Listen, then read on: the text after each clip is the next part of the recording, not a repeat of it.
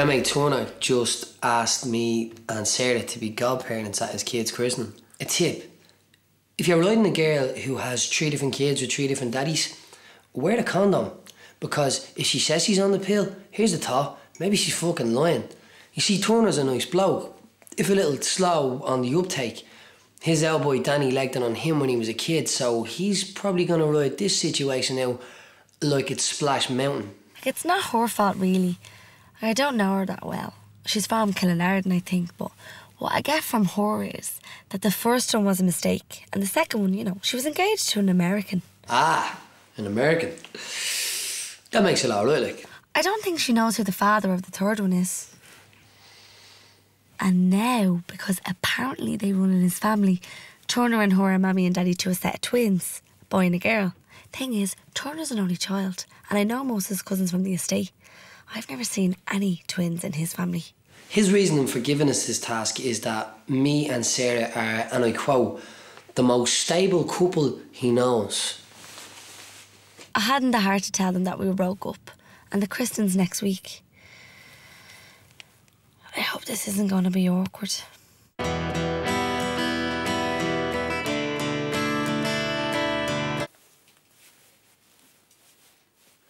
Don't usually dress like this, but, you know, day the tin and all, looking well and that. Sarah's probably going to think that I'm dressing like this for her, which I'm not, you know. Looking good should be for yourself. You know, and if Sarah's there and sees that I'm looking deadly... Sees what he's missing and then that will learn him. Do people think I wake up looking this deadly? Me bollocks. Time, effort and painstaking attention to detail. And about €1,000 worth of deadly makeup. Which Steve got me on discount from the pharmacy. I was surprised actually to hear that they'd named the little snack box something fairly normal. Robert. Nothing wrong with that. Which I thought it'd be baby Obama getting baptised with a bottle of blue wicker. And the little girl is called Marley. That's a lovely name for a girl. I've always wanted to call a girl Charlotte.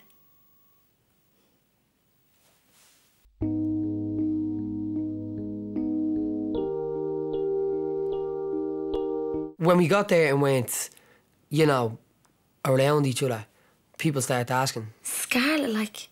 Most of the girls know that we've broken up, but Owen's off me ma's road and that we're real. Are yous not talking to each other? Go away from me. Told Gav, you fucking idiot, he says. Others were like, what did you do? I like the way they assume it's my fault. All the ones. That's terrible.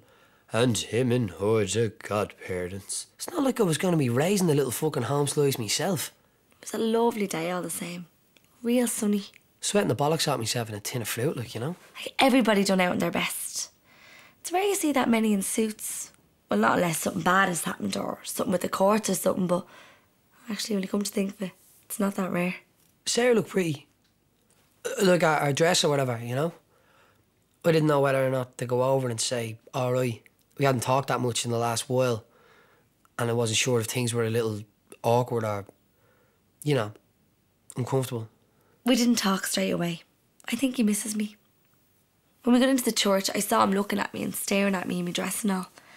One of Turner's new stepkids had gotten hold of a lighter and was trying to flick it at Sarah and the other birds' dresses. I was trying to wave at her across the church so she'd see the little omen prick. If he was trying to catch my eye, he wasn't being that subtle about it. We were in a church. But she just kept discreetly waving back and trying not to look at me. Probably thought I was... Actually, I don't know what she thought. Anyway, some Ellen scruffed a little prick and hit him a slap. So I shouldn't have, but I kind of ignored him. I was really embarrassed. Like he was being really big about it. Like waving his arms around with a big mad face on him. It was like the time my ma told my neighbour in the shop in front of half of Springfield that I had ringworm. Scarlet for me granny for having me ma. The priest called us up to the altar for the actual baptising part. Then he made this dig about baptising all our other kids. And then he said he hoped that this time God would grant her a proper family. Controversial. I wasn't wide to the fact that the other kid was called Robert. So the cogs are turning in my head as they were calling out the names. Robert, Robbie, Bobby, Bob and little Marley. That's a bleeding form of child abuse. Bab, Marley! Your dinner's poured. I could see Steve trying to hold in the laughter. He must have only coughed on at the same time. Seeing her almost in fits only made me worse. Almost didn't get through the mass. But we all headed to the Bellegarde for the afters. The old school. Place was packed, tripping over kids. It's mad some of our friends are starting families already. I know it must be hard, but on days like this, it just seems nice. I might give out about shit names and all, but anytime two kids are born and they're like healthy or whatever, it's a good thing. And like Turner seems happy. And anytime you can get people that are close to you on the same realm, you know. Mick Kavanagh brought along his CD collection, like stacks. No iPod, no. Cavo, purveyor of all things old school and dance, from cheese to filthy banging shit. Ultimate Buzz being my personal favourite, because every time you play this tune, loads of them start going mad. Once again now! It's a thing since school. But when you see grown men in suits raving like it's 98 and doing that step thing. I'd had a few babes, and because I was getting stick all day, I decided to, you know, talk to Sarah. Just to tell her everything's cool. Which they are. I thought Steve might have come over, but I don't know. He didn't seem that cut up. He was dancing, having a laugh. I was just feeling a bit shit. I just wanted to say, not that like I wanted to get back together or anything. Then, well, that clown Deco arrived, and guess who he's having a smoke with and talking to? Deco was there. I hate to say Steve was right, but he did ask me out for a drink when I was having a smoke with him. He moves fast, that young fella. But of course, the fucking idiot like me, I turn him down. If Deco moves fast, Steve's the fucking flash. I wanted out of there. The boys wanted to keep it going and head to Coco's with a load of hood rats gang our motors. My idea, hell. I'd rather do that than watch me board get cosy with Deco. I watched him go. I was going to go after him, but I left it. It's childish and it's gameplay and not letting him know that I still, like, I don't know. Like, so that he realises that he misses me or something. Or maybe I'm just being a fucking schoolgirl. Standing in Coco's, Jono said to me that Deco is a mate. Makes sense. Shite bags attract shite bags. He goes, I want to watch out for Deco. He has a way with the ladies. Not if he's anything like you lechy fuck. Jono told Catalina he was all over one of these scrog-looking yokes he went down to Coco's with. I thought I knew him. Prick. I was tasty drunk. Fucked. But not so fucked as to score one of those bleeding, hungry, hippo-looking yokes we went down to Coco's with.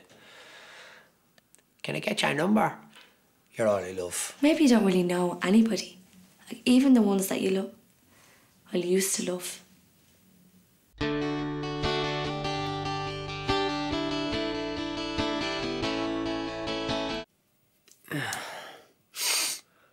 I keep dreaming about Sarah. Like, mad, complicated dreams with complicated subplots and then real normal ones. It's like she's haunting me or something. I see her walking in the distance up this, like, country lane on Tallaght Hill. And I'm calling, but I'm too far away. And then I get closer and she turns around and she smiles. And she says, I thought we'd lost you. I'd never say something like that. But she would. So I think it is her or something.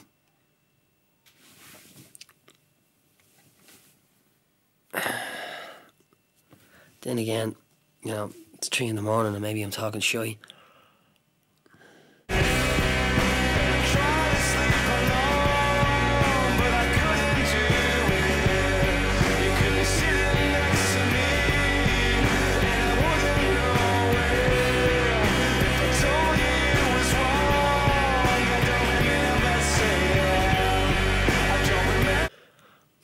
I'm gonna make a slice of toast.